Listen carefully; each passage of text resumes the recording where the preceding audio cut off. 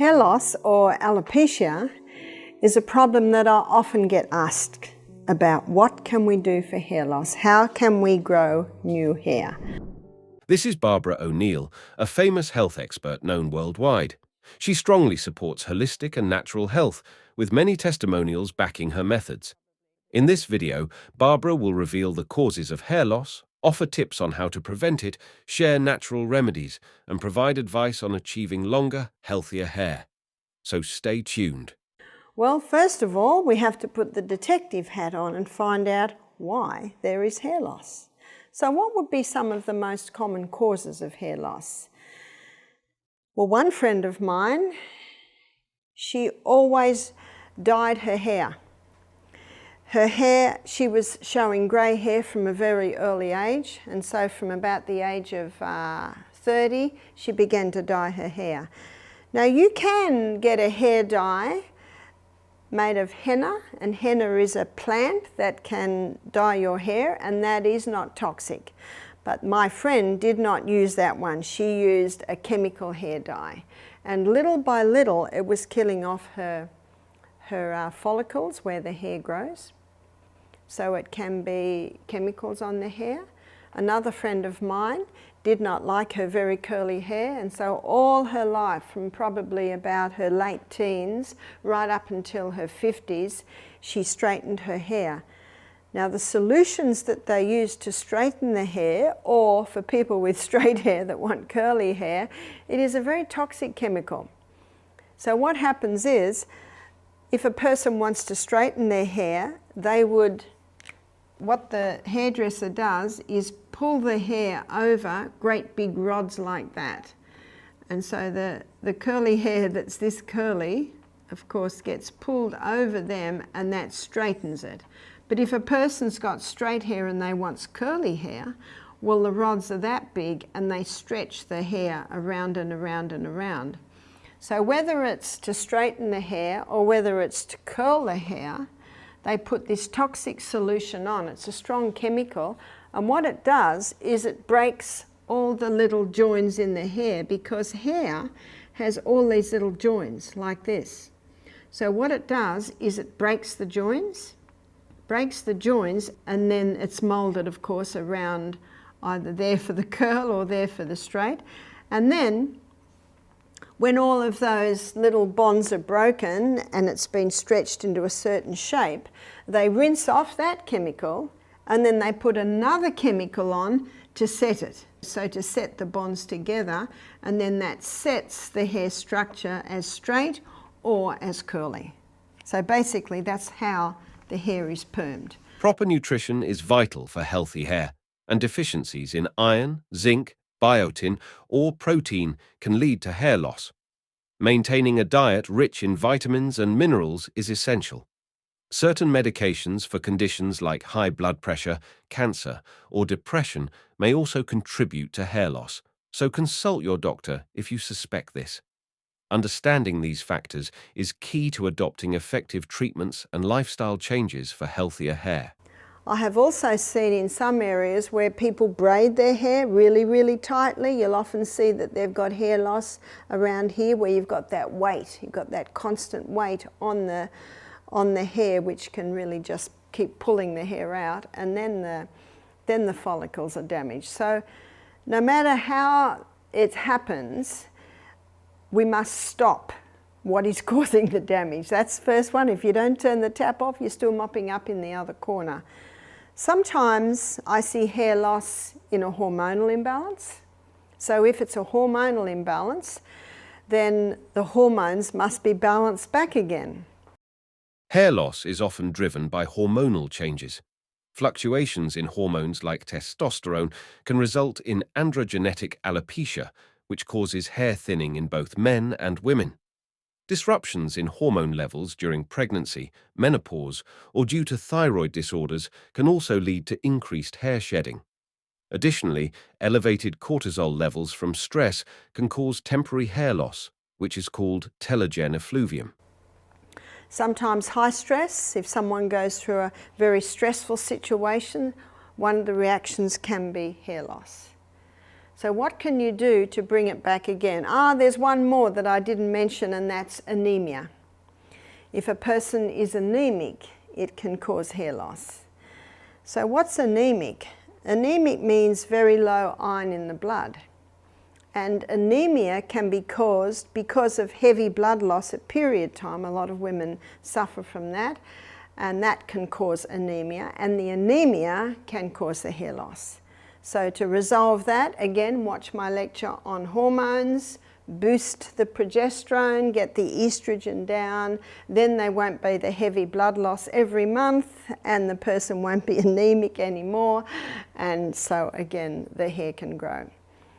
Another cause of anemia can be low hydrochloric acid, because iron is bound up in food and it needs acid to liberate it from food. So it's very important that the person ensure they have nice strong hydrochloric acid. A simple way to ensure that is to have 1/4 teaspoon of cayenne pepper in a little bit of water before every meal. If you're finding that a little bit hard, you can have the juice of a lemon before every meal. Important to leave a break between meals. Important not to drink water with your meals because that dilutes the hydrochloric acid. Also important to have a very happy, relaxed environment at the meal table. I target those points in more detail on my lecture on the gut. So the causes of hair loss can be anemia, it can be high stress, it can be a hormonal imbalance, and it can be damage that's just physical damage that has been done to the hair follicles. Iron deficiency reduces hemoglobin production, reducing oxygen flow to cells, including hair follicles. Since follicles need oxygen and nutrients to grow, a lack of it weakens hair, making it thinner and prone to shedding. But what can you do to the scalp to encourage the hair to grow again? You can make a mix that you can put on your hair. And this mix is, let's make up the mix. So 1/2 cup of coconut oil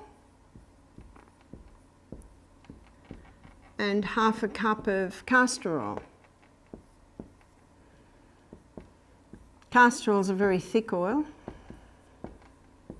but castor oil penetrates deeper than any other oil. So when that is put onto the scalp, it penetrates even deeper. Coconut oil is a very nourishing oil. It's an antifungal oil, antibacterial oil. But what you also can put with that, so now you've got a cup of oil there. To that cup of oil, you can add 10 drops of rosemary essential oil. Rosemary is a herb that's specific for the scalp. Rosemary essential oil. So you could make up this mix in a jar and mix it very, very well, and maybe once a week you massage it into the scalp. Your hair will be very oily, of course, but you massage it into the scalp. Just even the massaging into the scalp stimulates blood supply to the hair follicles. That castor oil penetrates very deep, and wherever it penetrates, it can revive life into that area. And the coconut also is a very nourishing oil, and the rosemary essential oil stimulates. Every herb stimulates different parts of the body, and this rosemary herb is specific for the scalp. The massaging, so leave it in as much as you can. Maybe you choose a Sunday when you may be going to be home all day. And at the end of the day, you wash out. Now you might need to put shampoo on a couple of times to get all that oil out. Just use a little bit of hot water and then a nice amount of shampoo. Also good to know is that hibiscus flowers help strengthen hair by providing essential vitamins, minerals, and amino acids that nourish the scalp and support healthy growth. To use, crush 3 to 4 flowers with coconut oil into a paste, apply it to your scalp and hair, and leave it for 30 minutes before rinsing. For best results, repeat this treatment once or twice a week. And if it's still a little bit greasy, maybe shampoo it again. Now that brings us to the shampoo. There's something that you must keep right away from, and it's called sodium lauryl sulfate. Sodium lauryl sulfate is what's in many shampoos. And sodium lauryl sulfate kills the hair follicles. So it's important to take a magnifying glass into the shop and read the labels. In places like Whole Foods, Sprouts, Trader Joe's, where they have a lot of health foods, so they have a lot of supplements, and they have a more healthier brand of products. So have a look for a shampoo that has no, so we've got to make sure you realise no sodium lauryl sulfate, because the sodium lauryl sulfate is a chemical that causes the foaming of the shampoo, and that sodium lauryl sulfate has the ability to kill the hair follicles in the scalp. So please keep away from that. You can get some very nice coconut-based shampoos. When selecting a shampoo, choose sulfate-free formulas to help minimize hair loss and support scalp health. Seek out products containing biotin, keratin, vitamins, and essential oils. Ingredients like aloe vera, rosemary, and tea tree can further improve hair quality. Opt for shampoos that are both gentle and effective for the best care of your hair and scalp. Exercise. What exercise does is it increases the circulation of the blood to the extremities, and the scalp is considered an extremity. So exercise daily, especially the high-intensity interval training. The high-intensity interval training, because of the periods of very high intensity, that really gets the blood moving out to the extremities. So that should be done daily. And hydration, keep well hydration. Remember, the rule of thumb is 8 glasses to 100 pounds body weight. That's a good rule of thumb too, to know how much water to give the children. Nourishment. We need to nourish that scalp from the inside, because your scalp is fed by your blood. That's why when you exercise, you get more blood to the area. But when you get the blood to the area, you want it to be well watered. Exercise will automatically put the oxygen in there. And nourishment, we need to be having a high fibre diet, high fibre. We also need to be having generous amounts of protein. Here's your legumes, your nuts, your seeds. So generous proteins. Proteins are the building blocks of the body. And healthy fats. So there's your nuts, your seeds, your avocados, coconut and olive oil. Eating a diverse range of fruits and vegetables is essential for overall health, including scalp health.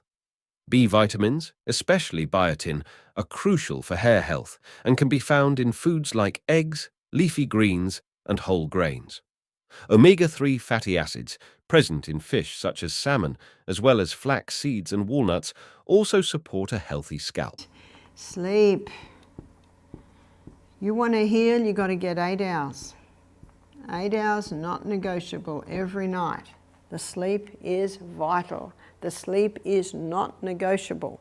If you're not used to that much sleep, little by little by little, you can train yourself back into sleeping longer. Rome wasn't built in a day, but little by little by little, as you take those steps that are conducive to good sleep, breakfast like a king, lunch like a queen, light or no evening meal, going to bed early, soft lights, soft music, fresh air coming in, nice clean, natural fibre sheets and pillows, all of this is conducive to a good night's sleep. Getting enough sleep is essential for preventing hair loss, as it reduces stress and promotes hair follicle repair. Quality sleep regulates hormones like cortisol and melatonin, crucial for hair growth, and improves blood circulation to nourish follicles. A consistent sleep schedule is key for healthy hair. So we may as well start with hair. The colour of the hair, a lot has to do with genetics. My husband is white, and both his parents were white at 50. And my mother died at 51 with brown hair, and my father just passed at 92 with greying hair, but a lot of black. Now, there's my brother, then me, and 3 younger sisters, and none of us have grey hair, because from both sides of our family, there wasn't grey. Now, my father's sister, she died at 68 with brown hair, and at the funeral I saw my 3 cousins her sons that I haven't seen for a long time, and they're all grey. So they've probably got that a little bit from the father's side. So Michael and I are interesting because we're both extremes really. Both his parents white at 50 and my parents are not grey. But I also know that people have claimed to get the colour back in their hair by drinking a lot of green drinks. Now what green drinks contain is a lot of minerals. And when you consider what we talked about this afternoon, that the mineral content of the soil is about 50% less what it was 50 years ago, that a lot of the foods today have less minerals in them. You see, in Australia, the soil is the plants are just put in year after year after year. What should happen is when a crop comes out of the ground, then the soil should be fed with rich compost, because every time a crop is in the ground, it's taking nutrients out. And if you don't replace the nutrients, then the next crop that's grown there is going to be nutrient deficient. So that makes sense, doesn't it? So really looking at agriculture is the only way to change the farming habits. And unfortunately, because there's big dollars made in big industry and growing lots of staff and superphosphate, I don't know how that will ever turn around. But you can do the best you can. You can grow as much as you can, you can buy the best quality that you can, and you can have green drinks. So how do you have green drinks? Well, you can buy chlorophyll, you can buy green barley powder, you can buy wheatgrass powder, you can buy super greens. So basically taking that 3 times a day, making sure you have lots of greens in your daily salad will ensure it. You don't lose the minerals when you cook your greens. You only lose your minerals if you throw the water away that you cook them in. What about dandruff? Dandruff can often happen when using shampoo with sodium lauryl sulfate. It can also happen when a person's on a high sugar diet, because that basically feeds the dandruff. So getting a better shampoo and doing a coconut oil rub or soak every month ideally, and also looking at your diet, because we are what we eat. And I have a book at home called Pure, White and Deadly, and the whole book is about sugar. And Dr. Yatkin, the author, he maintains that it should be banned. It is so dangerous. And we don't need to eat sugar because we've got honey and maple syrup. And you've got a sugar here on your islands, which is an excellent sugar. It's palm sugar or coconut sugar. It's just the crystallized nectar from the palm flower. So that is hair. Green drinks are good for you because they have a lot of chlorophyll. This helps fight off free radicals and supports detoxing. Chlorophyll can also lower inflammation, help wounds heal, and increase red blood cell production. Plus, green drinks are full of important vitamins and minerals like A, C, K, and B vitamins, which are great for your health, immune system, and keeping your skin and hair healthy. Although green drinks won't stop your hair from turning grey, eating a diet rich in nutrients can help your hair by supporting melanin production and overall health. And that's it again for today, guys. I hope you found these insights helpful for promoting healthier hair and overall well-being. If you are suffering from hair loss or thinning, you can definitely do something about it by exploring the root causes provided by Barbara O'Neill. So if you have any questions or need further advice, please drop them in the comments below. Remember to like this video, subscribe to our channel for more valuable health tips, and explore our other videos for more ways to enhance your wellness journey. And as always, stay informed, stay healthy.